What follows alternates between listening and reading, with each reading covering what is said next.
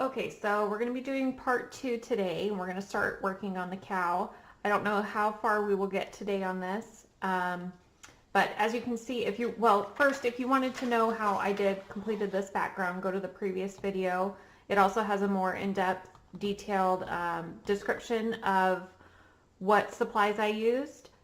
The paints will be different for today. Some of them will be the same, trying to merge the foreground with the background, so you want to use some of the same colors. And I have printed off on regular printer paper the picture that I want. That way I can have it close to me. Occasionally I tend to use the computer and zoom in for more detail, but I wanted to work off just primarily this photo. So let's get started. I'll run you through what paints I'm using today, and we'll start with Mars Black, Titanium White, Unbleached Titanium White, Flesh Yellow. Let's see, we have Yellow Oxide, Cadmium Yellow, Bronze Yellow, Naples Yellow, Dioxizine Purple, Light Purple, Light Blue Permanent. We have Blue Violet, Phthalo Blue, Raw Umber, Burnt Umber, Raw Sienna, Burnt Sienna. We have, let's see, Red Oxide, Magenta. We have Flesh Pink or Portrait Pink, and Alizarin Crimson. You don't have to use all of these colors that I have out here. I just like to have a variety. I think sometimes it saves time on trying to mix the colors. If you don't have that on hand, the 5 main colors that you'll want will be a red, a yellow, and a blue, and then you want your black and your white if you're going off of a basic palette. Those are the colors that you can't mix without that. You can't mix any of those colors, so you need those on your palette at least. And you can choose different shades of blues. They have lots of different shades of blues, will yield different results, different colors. So use your best judgment on that. I'm just going with what I see in some of the colors in the photo. So this is my choice of a palette. You can choose to use whichever colors you wish, but I'm just going to show you how I can replicate this picture the best that I can. And again, I'm doing more of a realistic painting, not a hyper-realistic painting. Some people call it a photorealistic painting. I tend to go more towards realistic, photorealistic. That's just my style. You can do it in any style that you wish, but we'll be going over some of the mixing that I use to create some of the shadows. So, and if you have any questions, please put them in the comment box below, and I will try to get back to you on those. If not, I will answer them in the next video.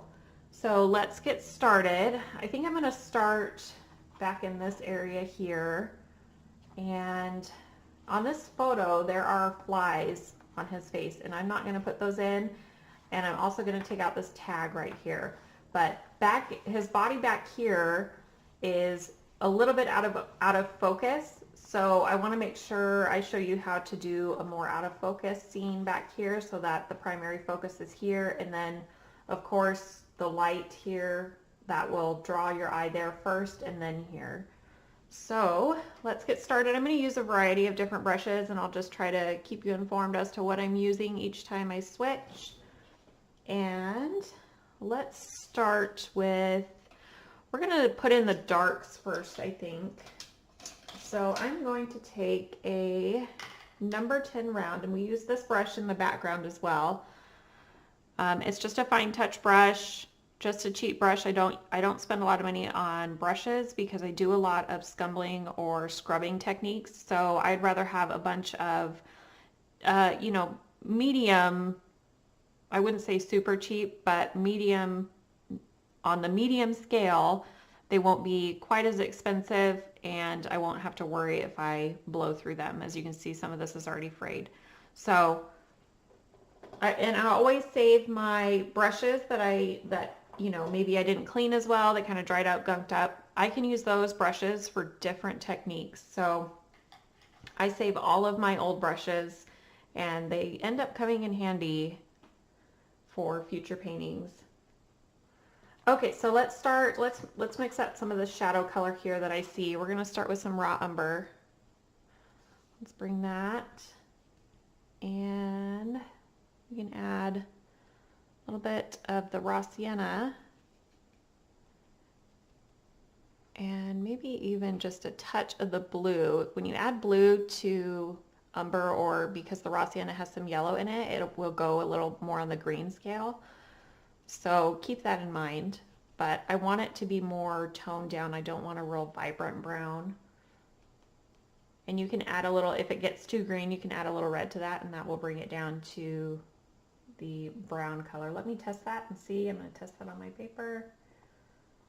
We're going to go a little bit more violet, I think. So Dioxizine Purple, let's add some of that in there.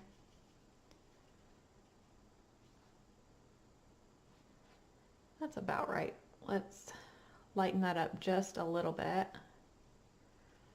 because I'm looking at my reference photo and I see that the darkest areas are right here in his nostril and then here is also a dark area. But these ones from my reference photo seem to be just a little bit darker back in here. So I don't want to do it too dark in those areas. I need to make sure I keep my values correct. Okay, so here on my sketch, I'm going to follow my sketch and pay attention to where I'm placing this. And I'm doing almost hair-like strokes. I'm following the direction that I think the hair is going in. It's so dark in here that you really can't tell a whole lot, so I don't want a ton of detail in here, but it is hair, so I want to make sure I replicate some of that. And this is just the base layer. We're going to add in more layers.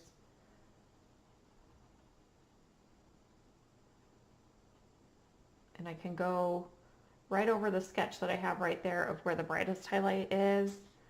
I'm going to go right over that. That way I can pull the highlight over the dark when we get to the snout area.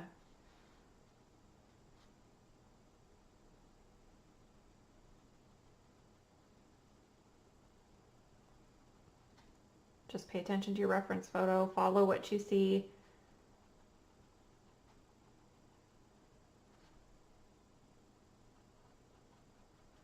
Back in here is actually darker, so I'm going to take a little bit of black to that.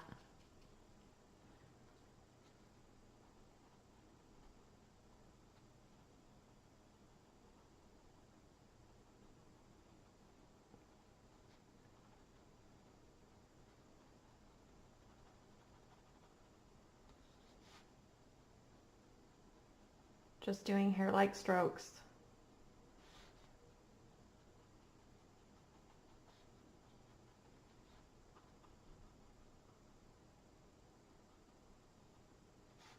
And then as we go up a little bit, I'm going to add a little bit more purple, or the Dioxizine Purple.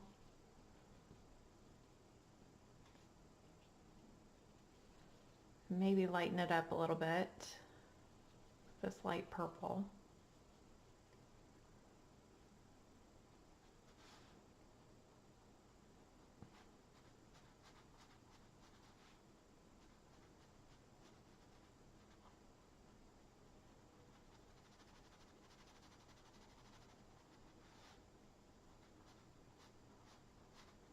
There's a small patch of hair that's highlighted, like a real cool highlight right here, so I'm going to avoid that for right now until we run out of this color on our brush, and then I'll switch.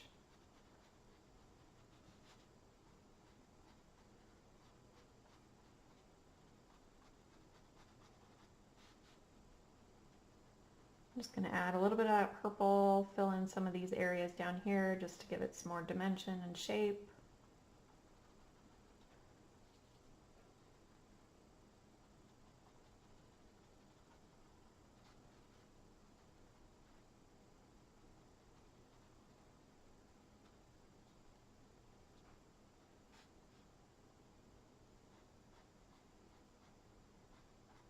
And as it comes around to the sun right in this area, I can see more of the brush strokes, more of the hair. So I want to make sure I put some of those in, and that will just help in the future when we get to the detail part.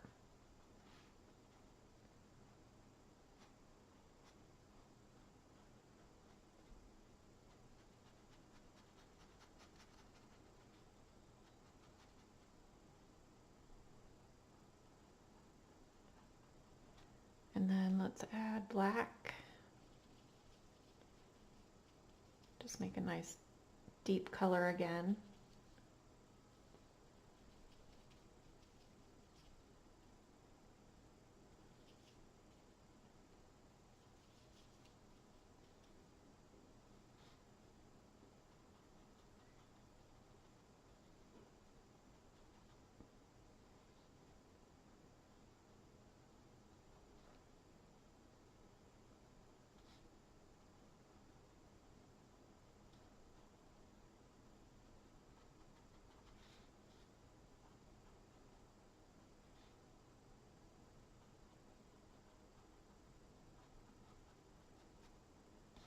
We can add some of that down here.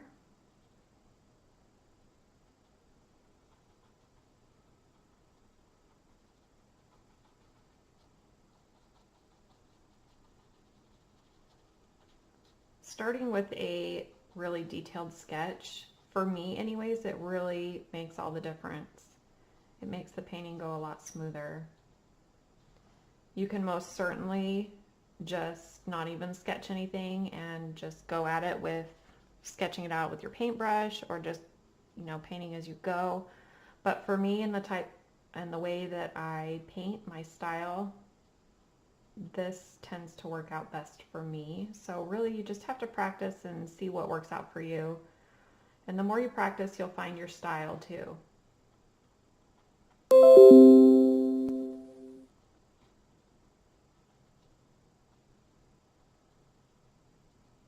I'm a completely self-taught artist, so I am by no means an expert. I'm just teaching you the way that I do things and what I've learned.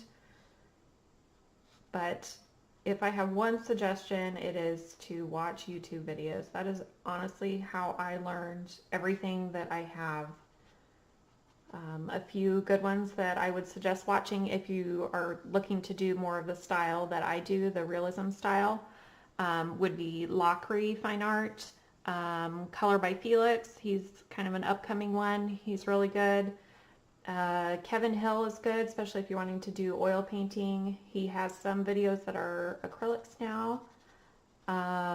Another one is Unmasked Art, and especially if you're wanting to do pastels, he does some amazing pastel pieces. He doesn't do a lot of acrylics, but he does colored pencil.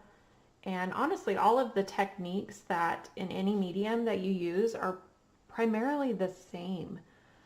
So I started out completely using just oils, strictly oils, and then I dabbled into acrylics and found that I really like doing the acrylics. And then I dabbled into gunpowder, and if you haven't seen any gunpowder art, go and check out some of my other videos, and I show you how I do that. But it's a fun medium for sure. And then I did pastels, and you know, I've always done graphite as well. It's not my favorite medium, but I think it's an important medium to, when you're first starting, just to draw, just to get your ideas on the paper. And then another thing for anybody who's wanting to learn how to, you know, create art and get better at it, you really need a reference photo.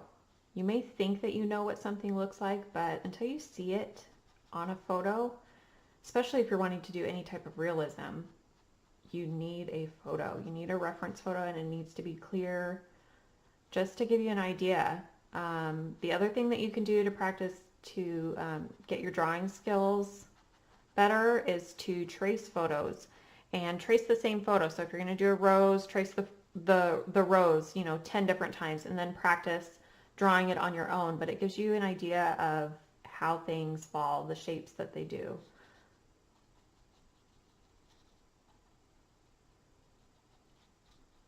So I'm just getting some more coverage to the canvas and all the dark areas that I see. We can go ahead and we can move back here a little bit, but I need to lighten that because that's lighter than it is here.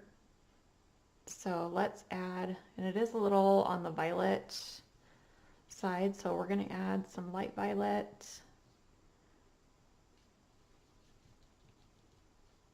And we'll warm that up a little bit with some burnt umber and even a little bit of raw umber to gray it out a little. And we'll start with that. It'll need to be a little bit darker, but we'll start with that.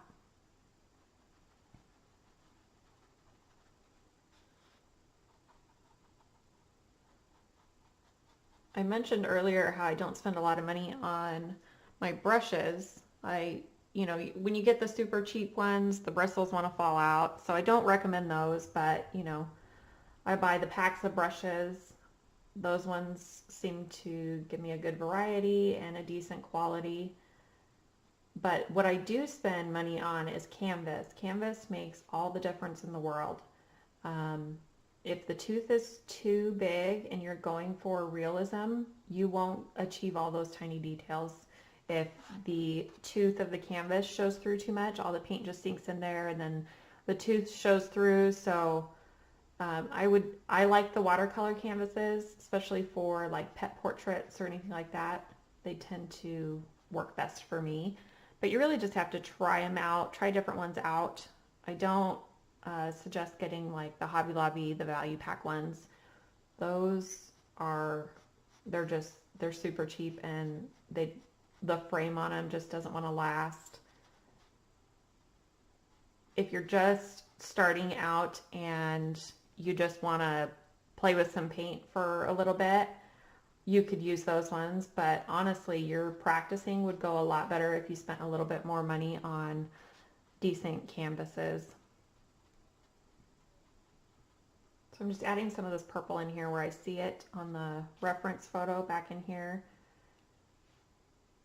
And then working our way back as the paint runs off the brush. This detail back here is kind of fuzzy, so I'm not going to worry too much about any sharp lines.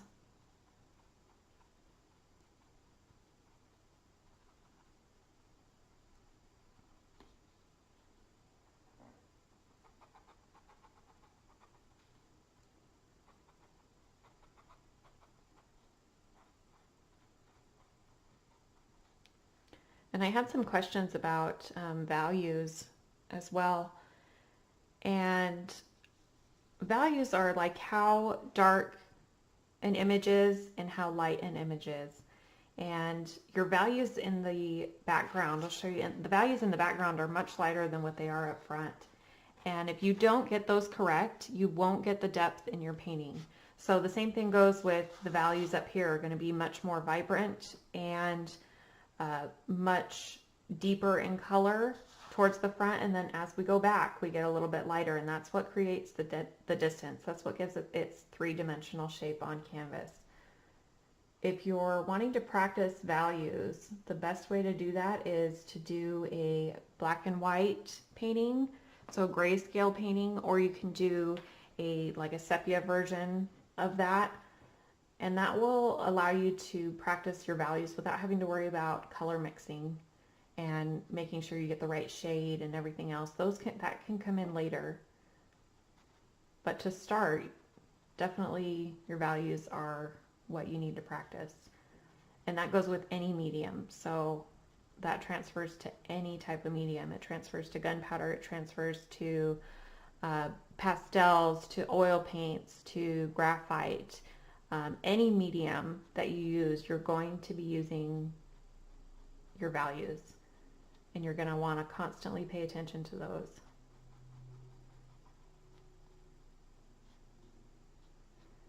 Just copying my reference photo, just, you know, putting in some darker shades. I'm not worried about the color at this moment. I'm trying to establish more of my values and start bringing the shape in.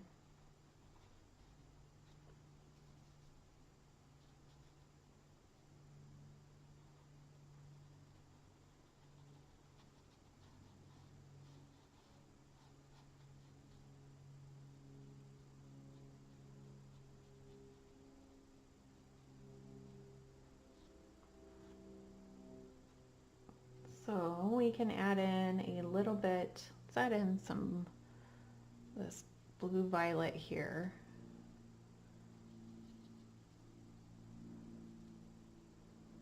I'm just going to mix that with some of the color I already have on there.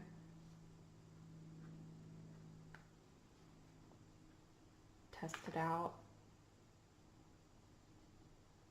We'll start with that.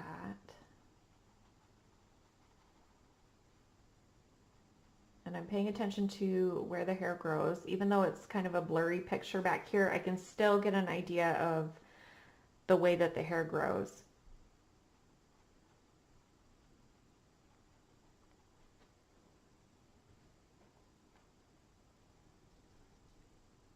Add water to your brush whenever you feel it needs a little sharper line or an easier flow to it.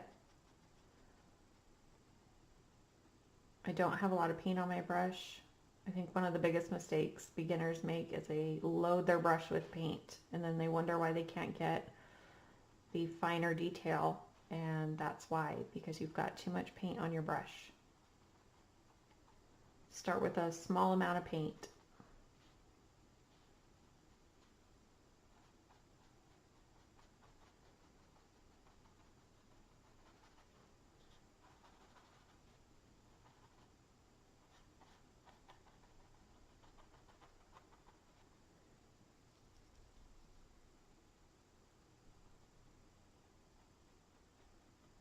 And another thing to keep in mind with shadows and highlights, when you have a warm highlight like this background here, that is considered, you see a lot of the yellows or the, reds or anything like that.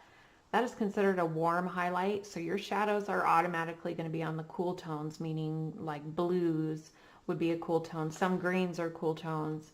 So keep that in mind. And then it's vice versa too. If you have a really, blue light coming in, say natural daylight is a very blue light, you're going to want to keep your shadows primarily warm. So add in more of those yellows and more of the reds and those kind of things.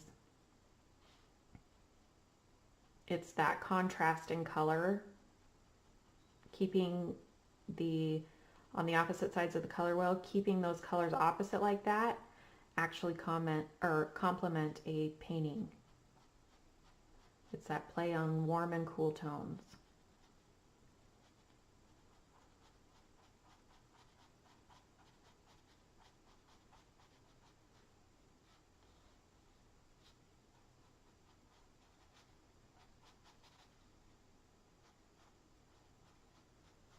So I'm just going through and filling in all different, I'm kind of jumping around everywhere. That helps me to establish exactly where I want everything. If one area needs to be maybe a little lighter or a different tone, then I can adjust that as I go. That's just my style. I prefer to paint that way, especially with pet portraits. With landscapes, it's not, I jump around quite a bit, but not as much as I do with pet portraits. I like to build it up all at once.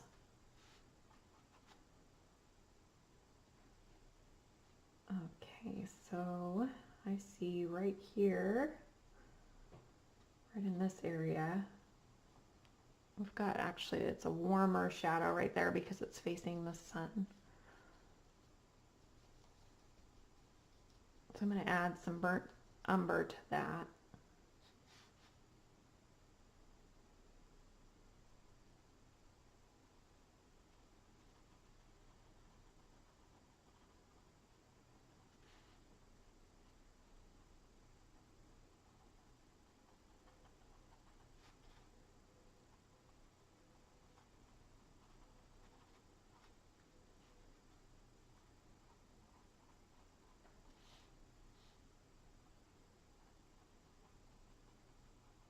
If you're just starting out painting, I think, at least with me, I got really discouraged. I couldn't understand why my paintings weren't turning out like this. If you go onto my Facebook page, at one of the very beginning posts, I have on there my very first oil painting compared to my most recent, at that time, painting. And the difference is phenomenal. It is amazing. But I was so discouraged because I felt like it wasn't good, and You know, I didn't want to continue painting, but I knew if I kept at it, because I had such a passion for painting and for drawing or art in general, I knew if I kept at it, I would get somewhere. So I encourage you to just keep going. And honestly, if I hadn't had YouTube to watch everybody else's videos, and I'm not, you know, promoting my page, I want you to go and watch everybody else's as well, because everybody has different techniques. And even if it's not a painting that maybe you want to paint, I promise you, you will learn something in that painting.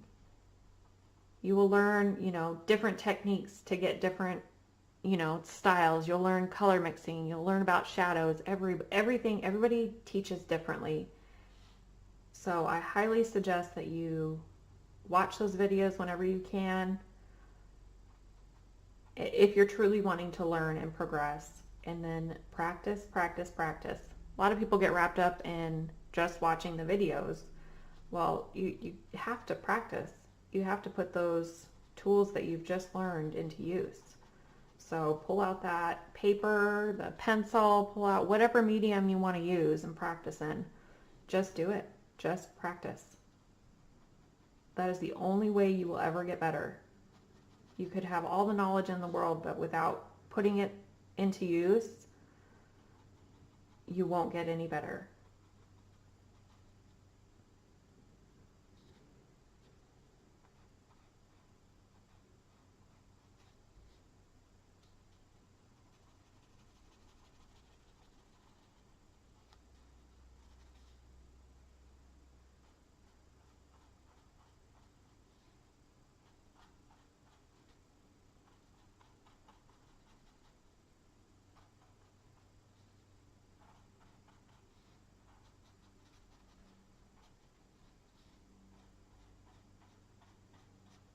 And I'm not looking to replicate this photo exactly, so you can tell I'm just generalizing where I see shadows. And if you have a hard time with pointing out your darkest areas and your lightest areas, step back about, you know, at least 6 feet, and you can squint your eyes, and it takes out all of the focus and the colors, and you really just see your values.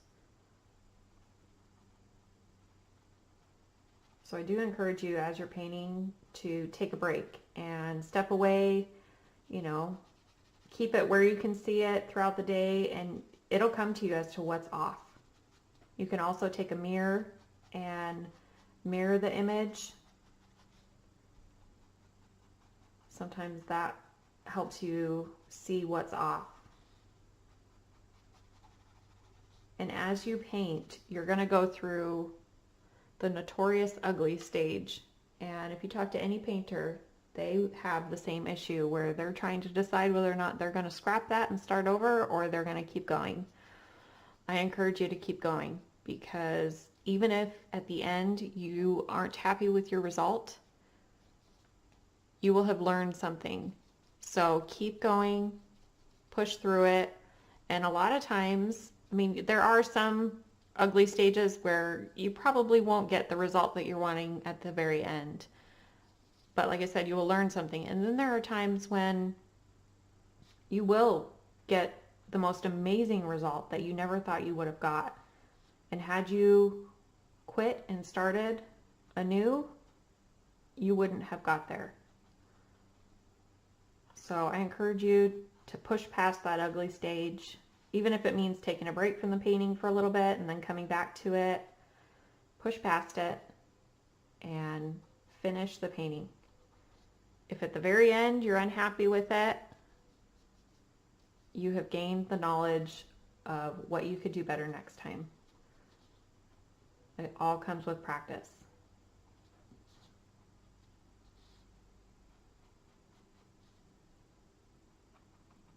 So I'm just tapping my brush, just kind of adding in some texture back here. Deepening values, adjusting as I go.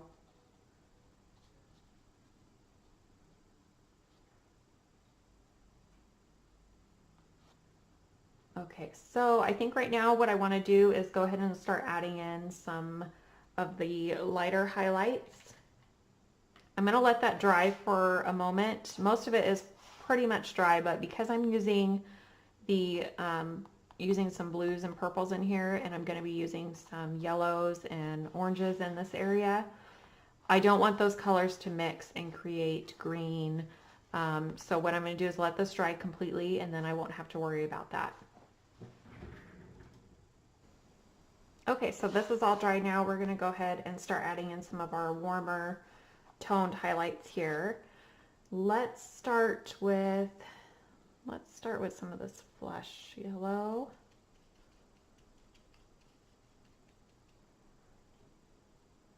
And some raw sienna. And then I know that's going to be too dark, so we're going to add some unbleached titanium white.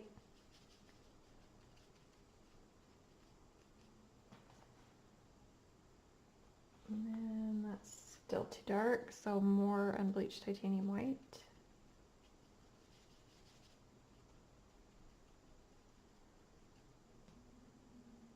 And put a little bit more yellow into that. The sunset, or the sun in the background, is a very warm tone, so I want to make sure I keep that warm tone.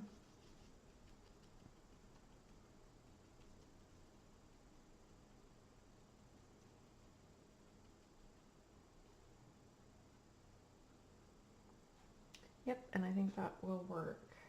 Okay, so let's start. We'll start right in this area here. And I'm just going to put this wherever I see it, still following, using hair-like strokes, still following my reference photo as to how the hair grows.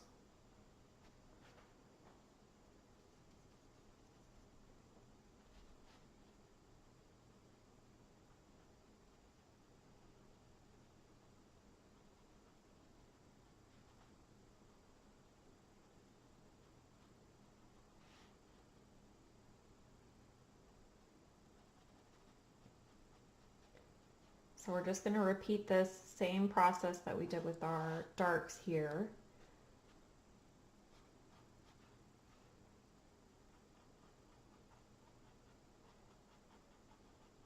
And what I'll probably end up doing is glazing or toning these highlights. And that will just add a little bit more dimension, correct some of the tones a little better. But I can establish my values now, and then toning is just changing that color to where we want it.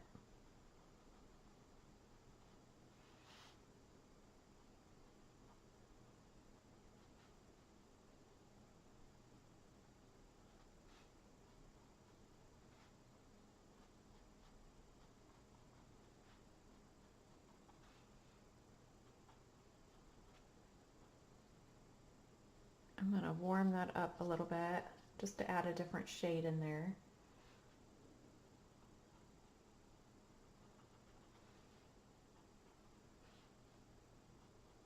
And I had some questions on how to merge the foreground with the background. So your main subject, say if you're painting portrait like this, an animal portrait, how to make it look like you didn't do this in one section and this in another section. You want them all to mesh together really well, and how you do that is incorporating some of the same colors that you used in the background. That's the best way that you can incorporate it. And then as far as color wise anyways, and then your shadows and your grounding effects. And what I mean by grounding effects is your shadows, making sure that they sit correctly, in that if you're going to do grass in this area here, I will take grass and put it over the foot here, and that makes this image here set back into this, and it all flows together. So there's different techniques that you can use to do that, but it's an important step, and that's a step that we do at the very end. Those are considered the final details. So back in this area right here is very fuzzy and just soft, so I'm just kind of being sporadic with my brush, not using any really harsh lines. I don't want any sharp lines. I want it to be kind of blurred back there. So I'm kind of just glazing over it a little bit. I don't want a nice, clean cut, sharp line. I want to just fuzzy edges.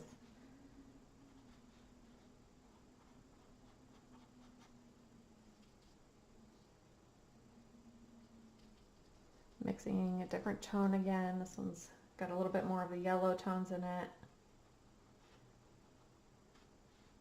Just adding different variations here and there. It's the same technique that we used on this area here. We just added in a bunch of different tones, and it really makes all the difference when you've got all those different tones of color.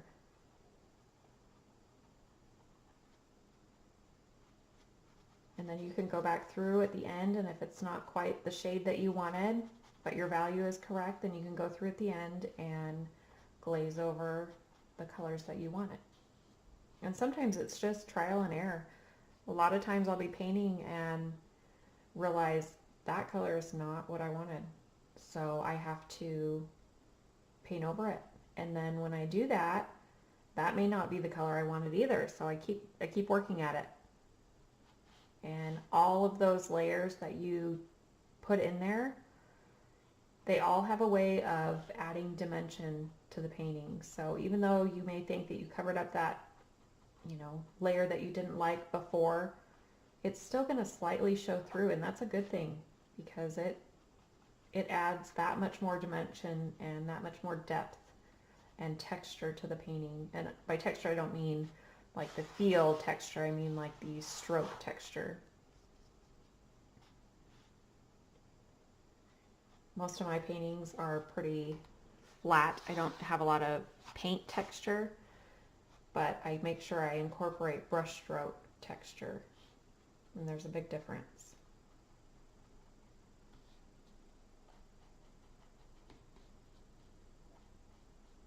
Just kind of filling in, covering that canvas color.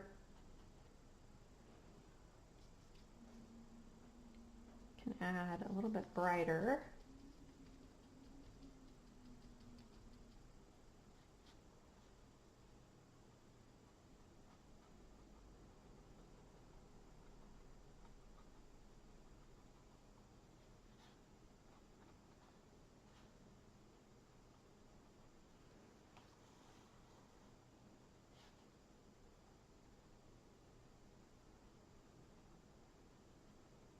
And pay close attention to your colors as well. So because this photo has been edited to give it that nice bright effect, there is a lot of white areas here, and I like that effect.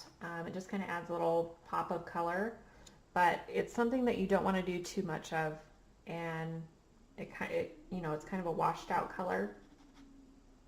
But generally when you see, say, a white dog, they're not white. It may look white because of everything combined together, but it is not white. So you want to look at those shadow colors. Are they more of a violet color? Are they more of a warmer color? All of those colors are what makes it appear that white color, having those shadows in. Otherwise, you won't get any dimension. So that's one thing to keep in mind, is that white is never really white.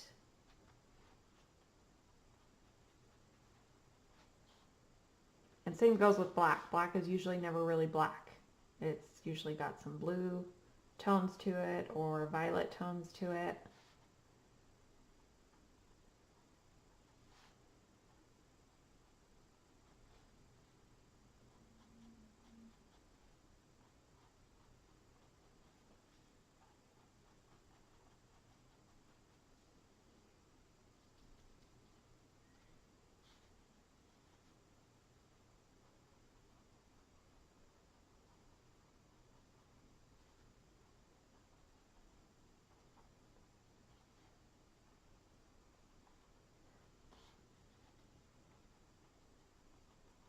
So I'm just going to continue filling in all of this, adding texture, paying attention to hair growth, highlights, shadows.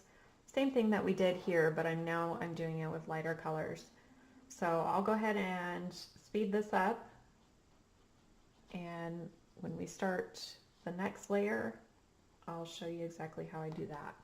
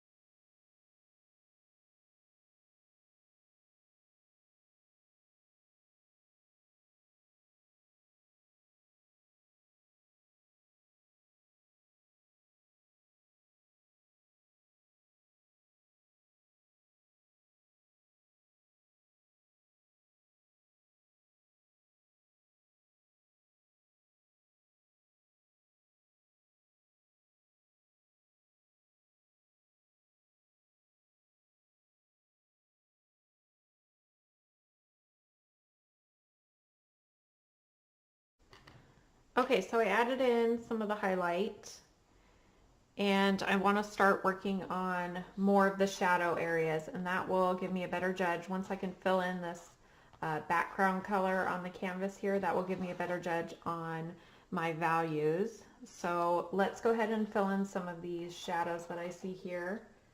And this shadow here, let's see, it's got some, looks like some raw umber. It's a fairly light shadow. We'll add some purple to that.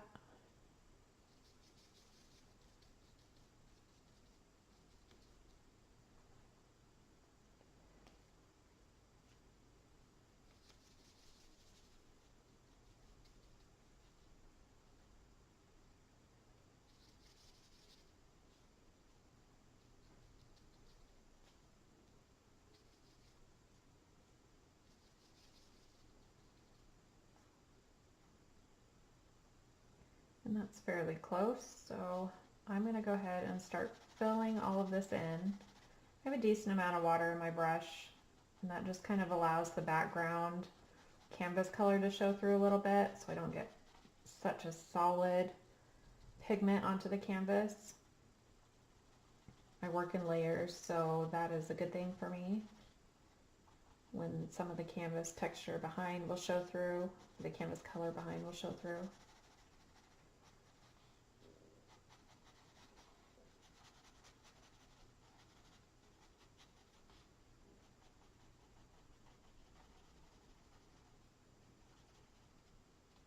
And then I see a cool blue color, so I'm going to add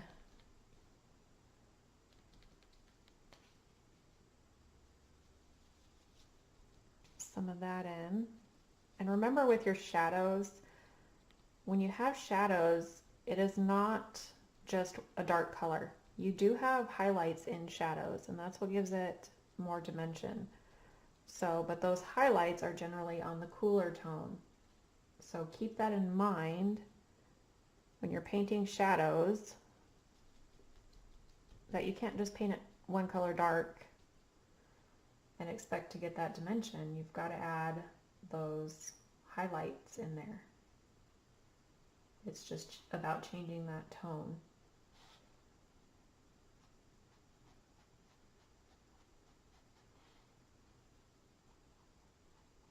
And this is a little on the brighter side right now, so I'll end up glazing over anyways, so I'm not worried about that. I just want to get it filled in on the canvas and get my values correct.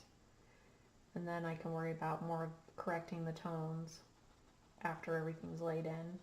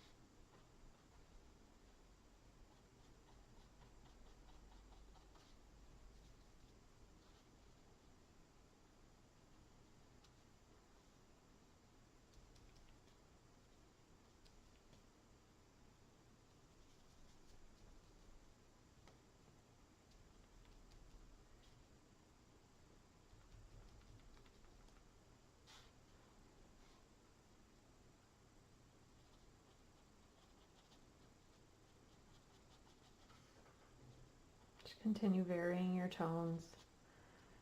Get that added dimension in there. So I added a little bit more umber and this light purple.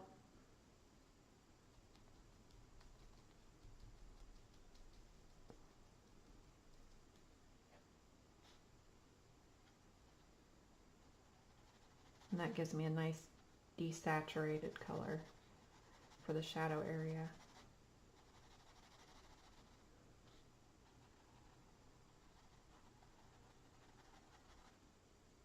And just scrubbing this color in, not worried about a lot of the detail. Just want to get a nice variety of tones in there so that I can lay more detail onto the top.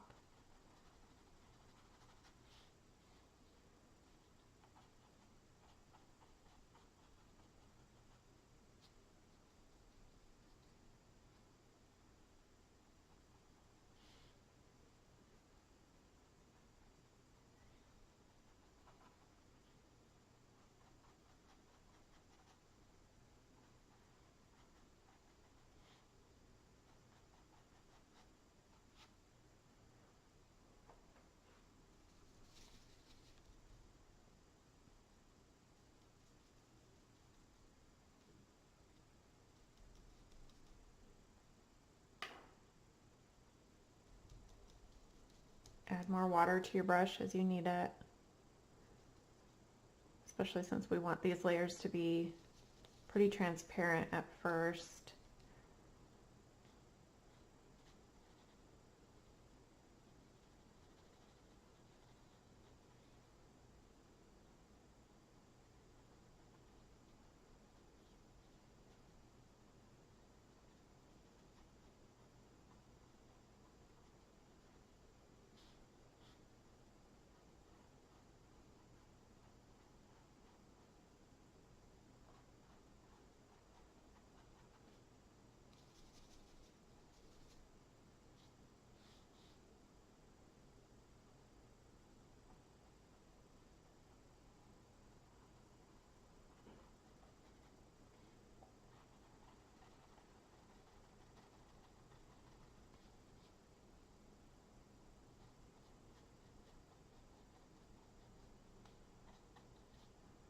I see more blue in this area here.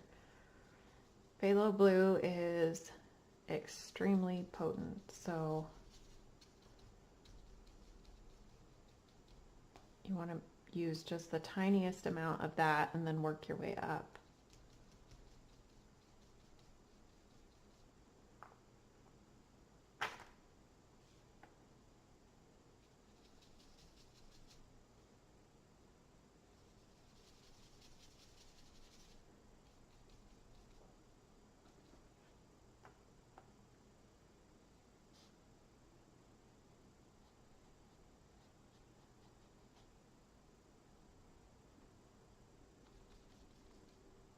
I'm going to spray my palette.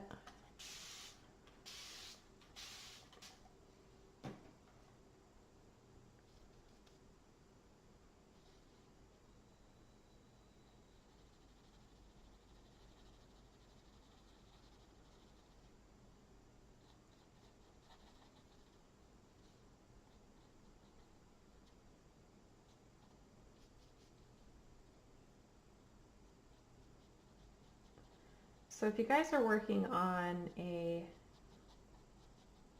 piece that you're creating and you're stuck and you're not sure what might be off on it, or you just want some critique on it,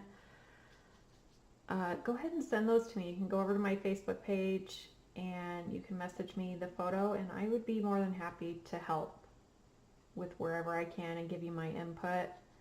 I think it, as artists who are just beginning, I think it's really important, and it really helps you grow and to maybe see something that you didn't see prior.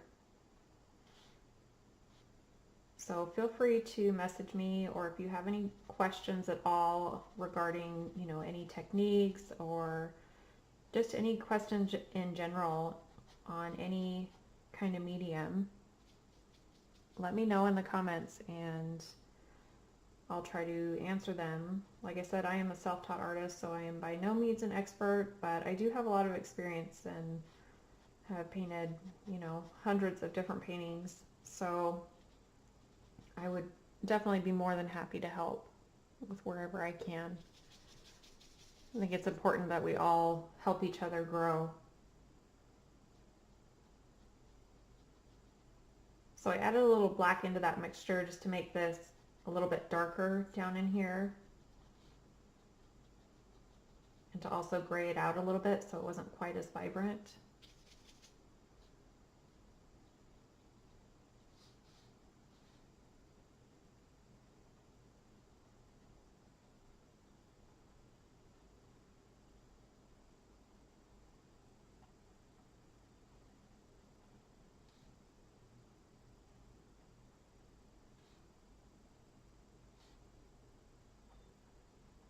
And then we'll need to reestablish some of our really dark areas once I get this color in.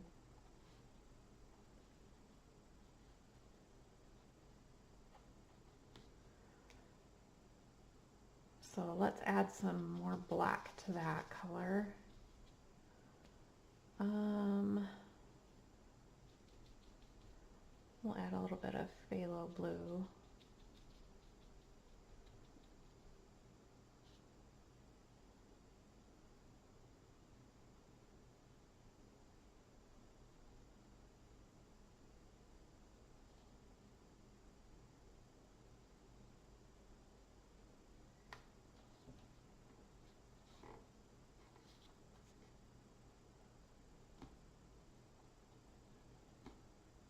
When you're painting, it is very common to go from light to dark and then back to light and then back to dark, and that just builds up more and more layers, which ends up yielding the best result if you're going for realism.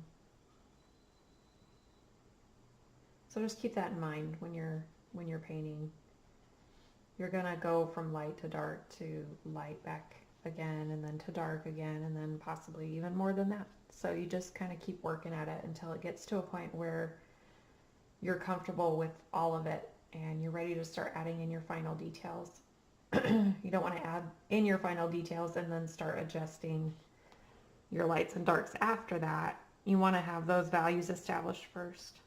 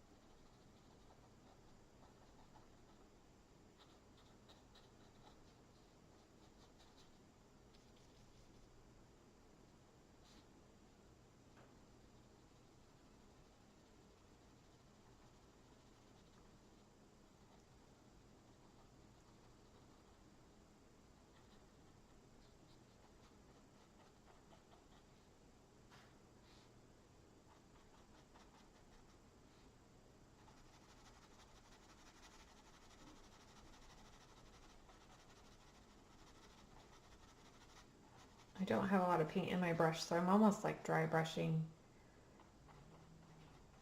Just spreading that color out, blending it a little bit.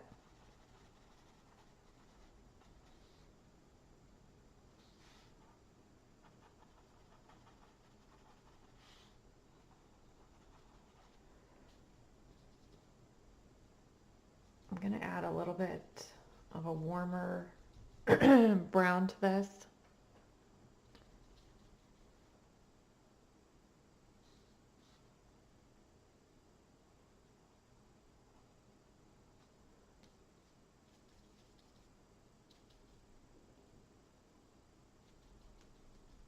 Just in a few areas where I see there is some warmth creeping through in the shadows. And that's not unheard of with sunset paintings or images or anything. Some warmth will creep in. The reflection of the warm grass will creep in, especially on white subjects. So that's why a good quality reference photo is really important.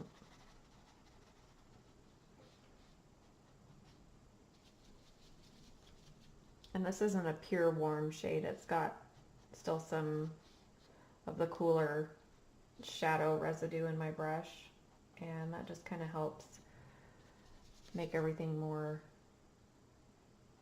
uniform. Helps merge all the colors together.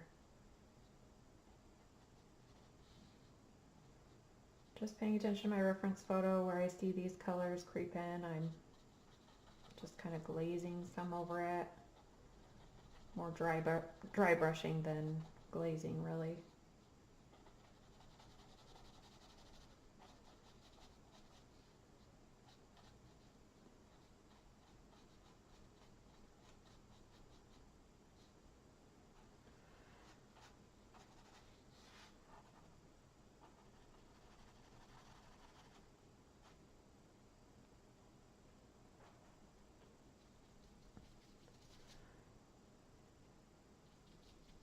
Add a little bit more water to my brush.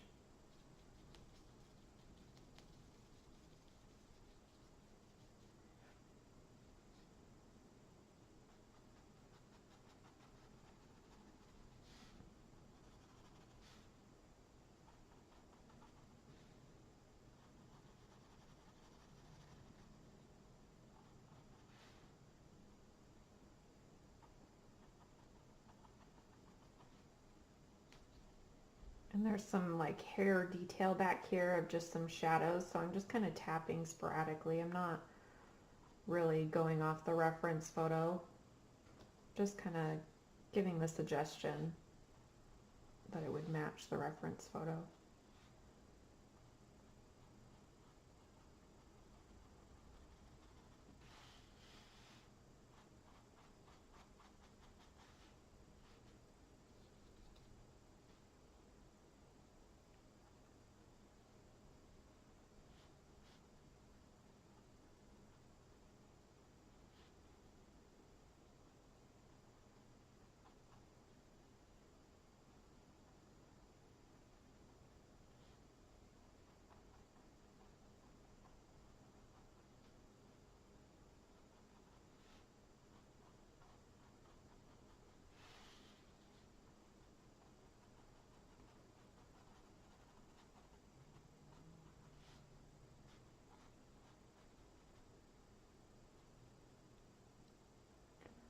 I'm going to add some of this to some of the highlight areas where I see more of that sunlit orangish color.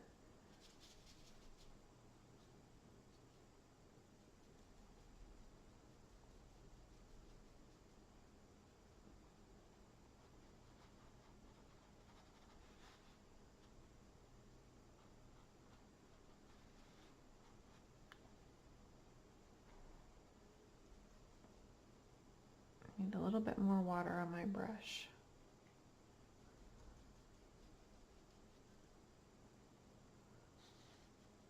Let's add a little yellow to that, just to amp up the vibrancy. And then I think I'm just going to glaze over whatever's remaining that I see through the canvas here, and then we can adjust that as we go.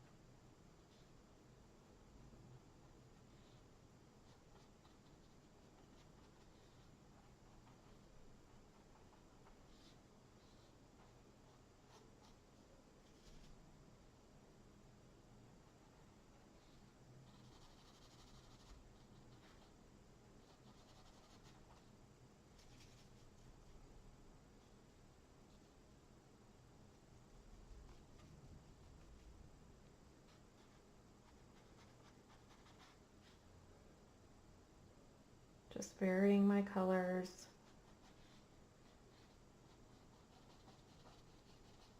Adding in different colors as I see fit, just mixing it up a little bit.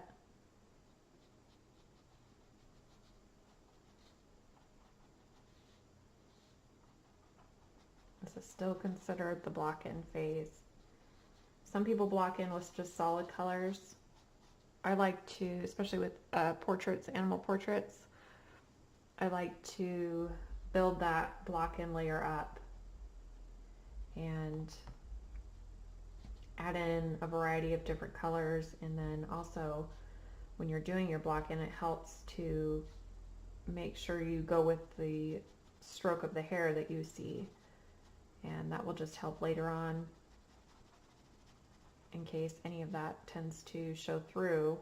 It will at least be in the direction, in the correct direction.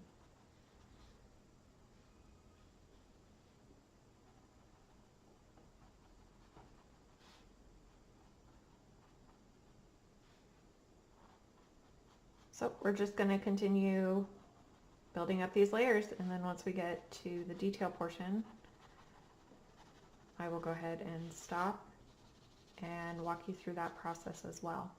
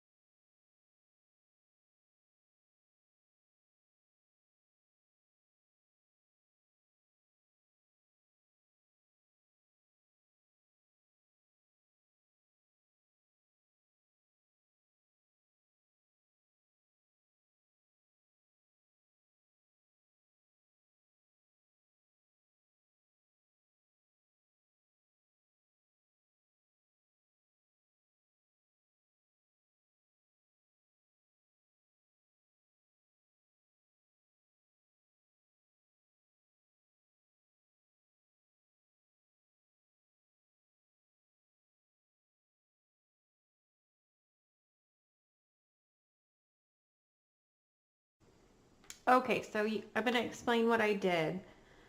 I decided to go ahead and add some pure white to the brightest highlight areas and get this canvas covered, and then I wanted to tone it to the golden areas. I was having issues with trying to get those to stand out properly, so this is the best way to do that. If you're going over a toned canvas like this, you can add some bright pure white to that, let it dry completely, and then we're going to do a glaze or a wash over this area and pull out some more gold tones in that. Since our background is more golden, I want to keep this golden as well, and that will help to give some harmony to the painting. So let's add in some of this burnt sienna here. And I'm going to add quite a bit of water to my brush. And you can see how transparent that makes that. And I don't want a ton in my brush. I'm just doing a really light glaze now. So what I'm doing is kind of wiping out the excess. And then we can go ahead and start glazing on some of this color.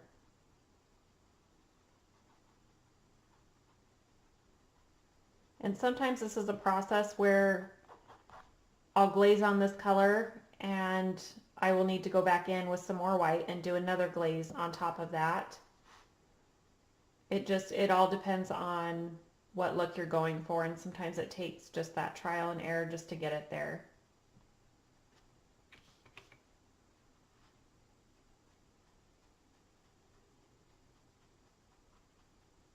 So I'm just real gently going over this area, going with the stroke of the hair as I can see it in the reference.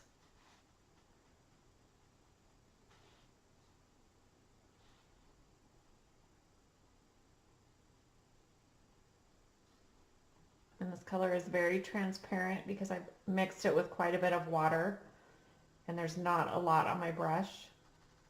So that's how I'm able to get the bright white to show through a little bit.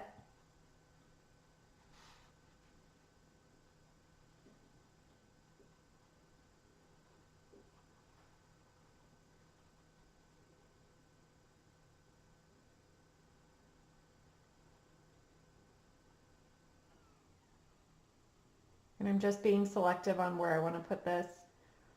I don't want to go over all of it. I still want some bright areas. So I'm just paying close attention to my reference photo and being selective on where I want to put those colors.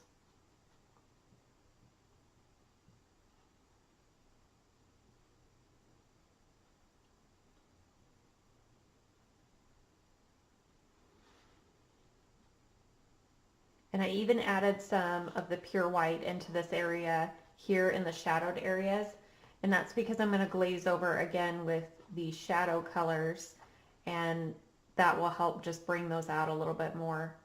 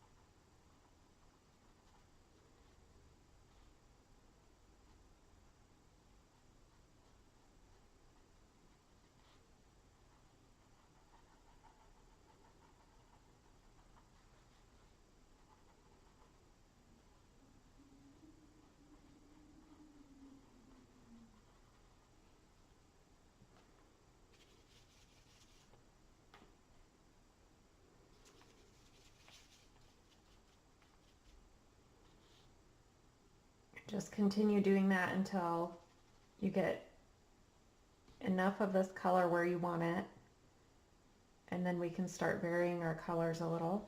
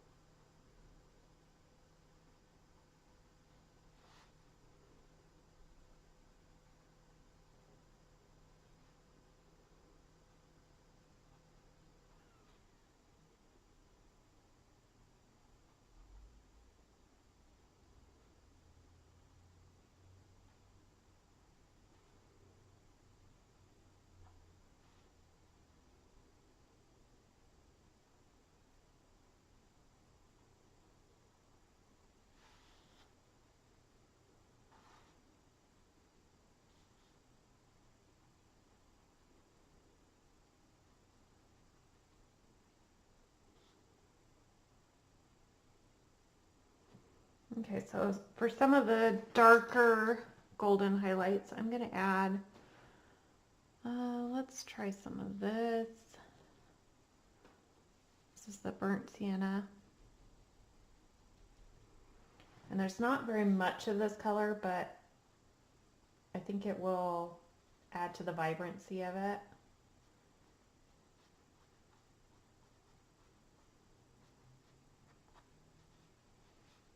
I see a lot of it as the transition between the shadows, the cool tones, and the warm tones. I see more of it in those areas.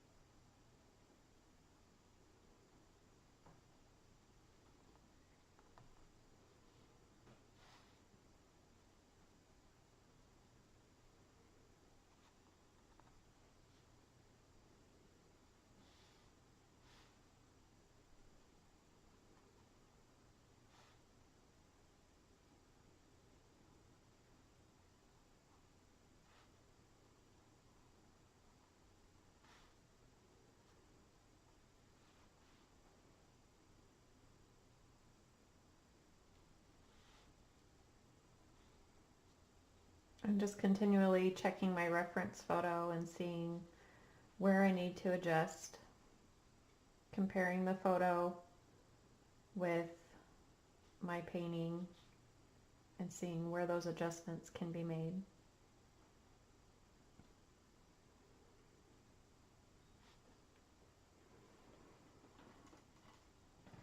Okay, so before we continue working on the highlights, let's go ahead and start glazing over some of those shadow colors. So I'm going to clean my brush really well because I don't want all of those warm colors to mix in. Let's do some Dioxizine Purple. And you want to make sure your underneath layer is very dry before you do any type of glazing. Otherwise, what you're going to do is just end up picking up that paint that's underneath. And then you end up with a nice big mess.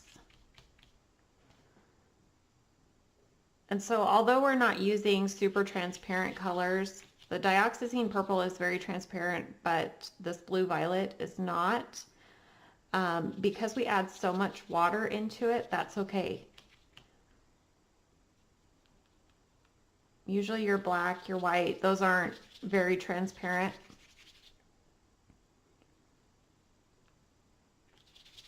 But as long as you add enough water into it, you'll be fine.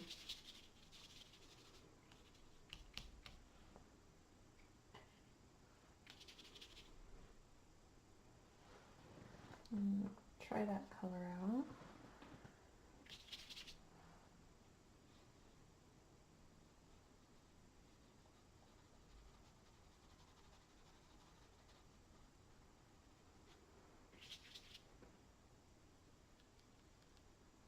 I'm putting in a little bit of the burnt sienna in here, or the raw sienna, sorry, and that's kind of neutralizing some of that blue and kind of gives it a more of a natural color. There are some warm tone shadows that I see in this area here, so I'm going to use this primarily for that area. It's not a pure warm tone, so this is a good mix for that.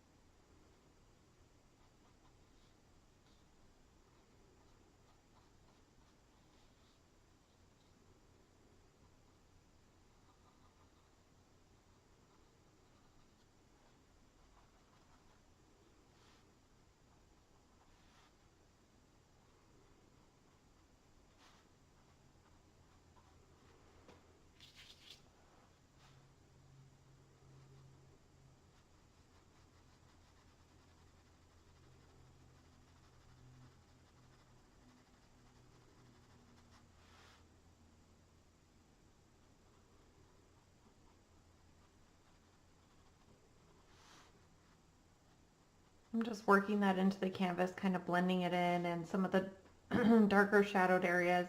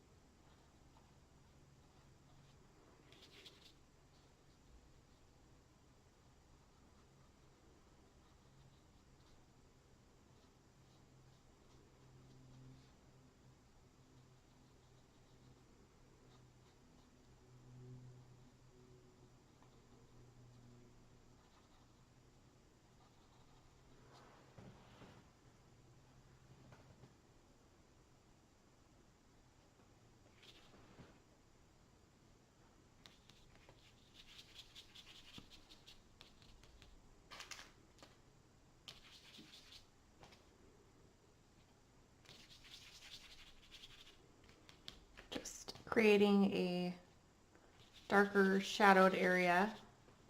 Again, add more water. You can see how translucent it makes that paint. I added black to that, so we need it to be fairly translucent.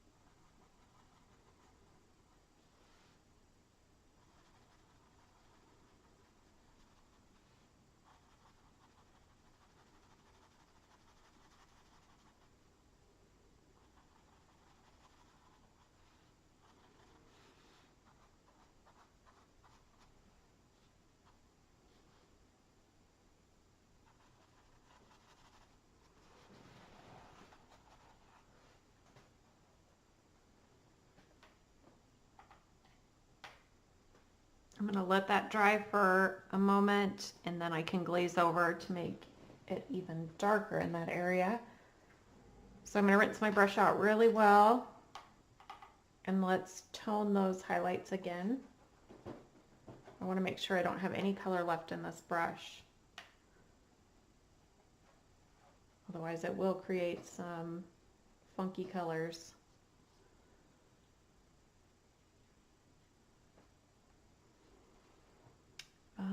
Let's use maybe some Naples Yellow.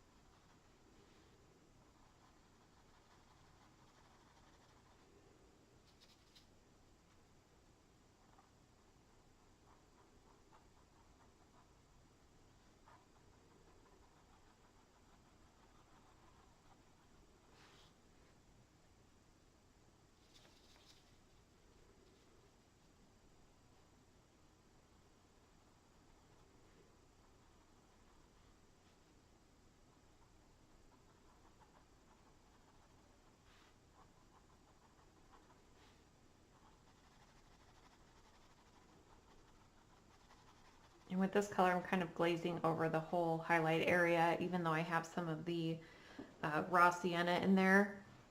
I'm just blending them all together, and that softens the brush strokes that I used with the white.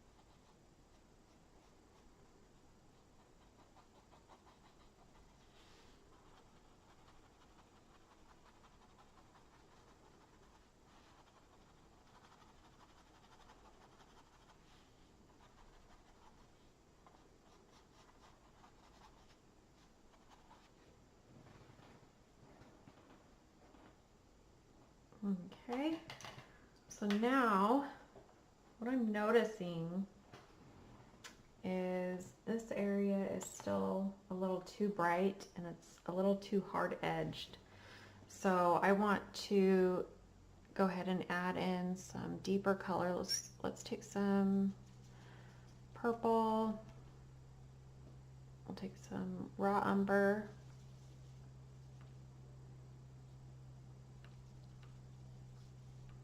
A little bit of black, just a touch. Even that was too much. You just need a little bit of that. And my palette is starting to dry, so I'm going to spray that.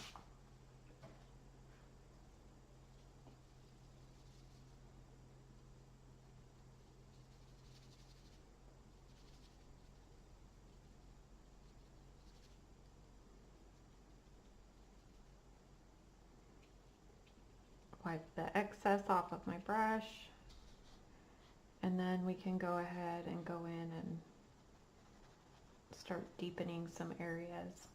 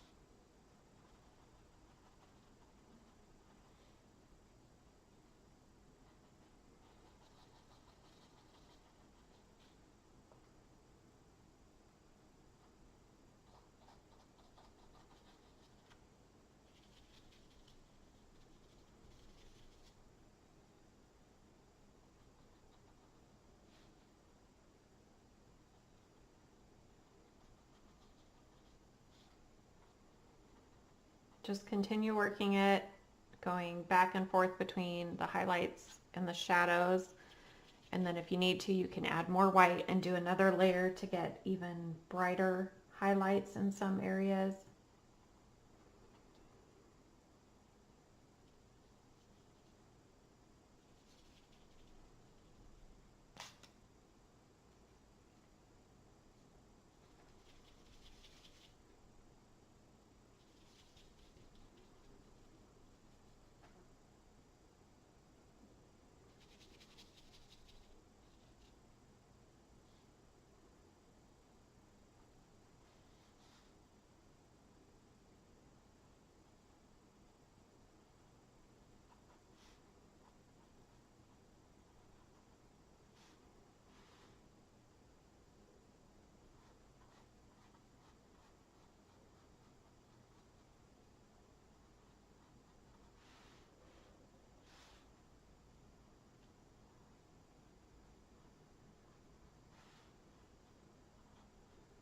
I'm starting to add in a little bit more of the detail that I see, but not going overboard just yet.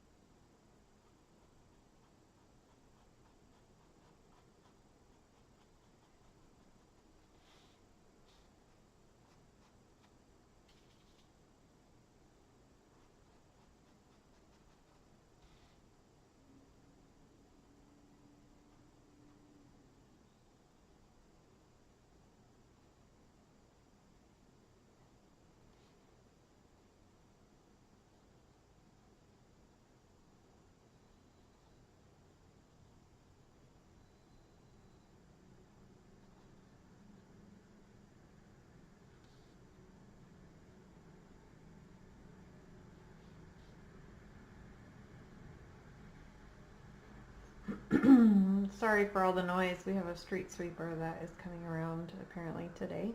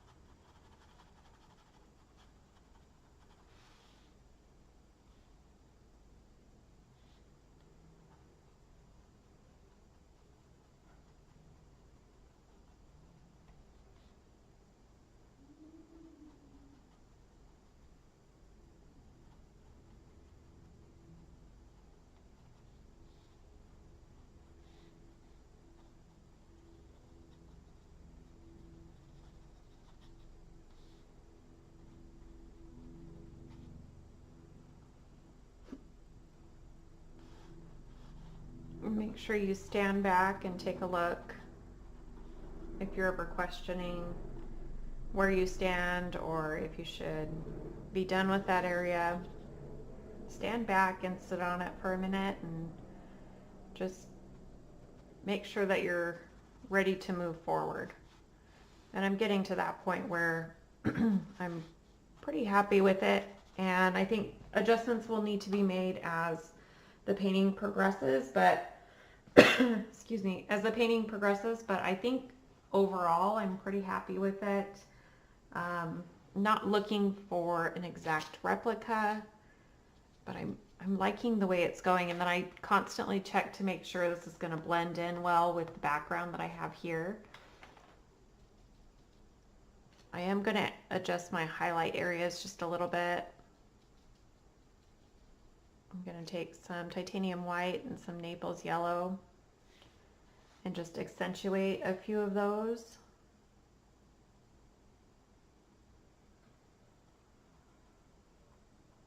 Not everywhere.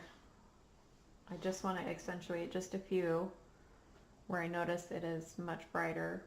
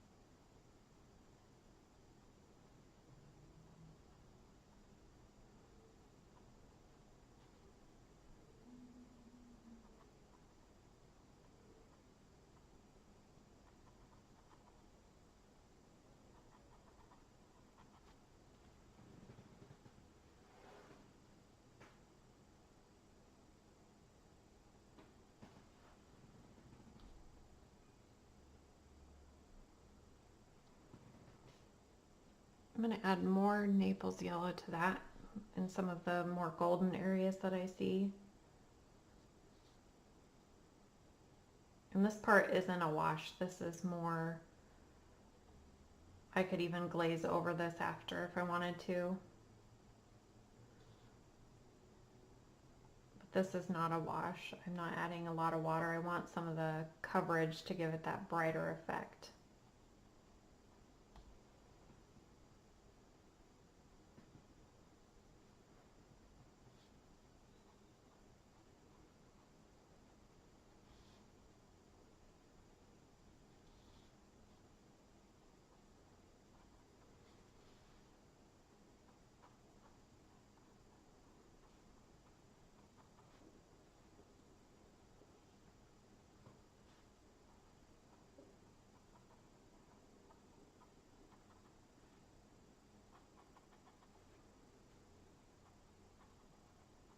I'm just kind of making those edges real fuzzy back here.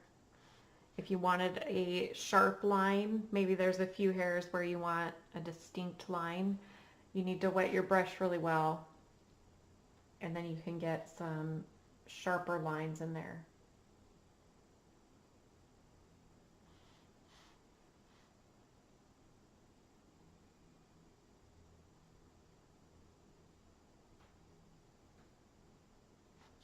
But because this painting or this picture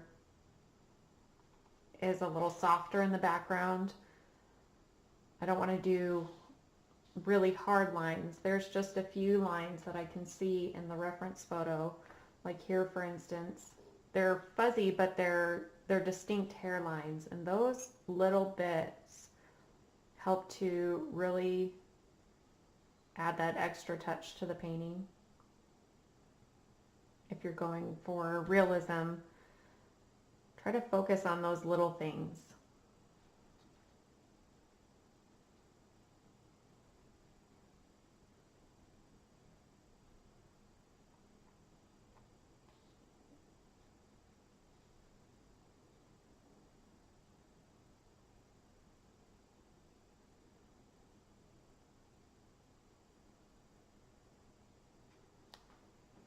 Okay, I think I'm liking that for today. So if you liked this video, please subscribe, like, comment, and then you can go over to Boz Art on Facebook or Instagram. I'll have a link in the description. And follow me there if you have any questions. If you want to send me a picture of the a painting that you're doing that maybe you need some critique on or just some help, please do so. You can message me through Instagram or Facebook to do that. I hope you guys have a great day, and we will continue working on the remaining of this or later this week. So, and if you have any questions at all, please put them in the comment below, and don't forget to like and subscribe. Thank you.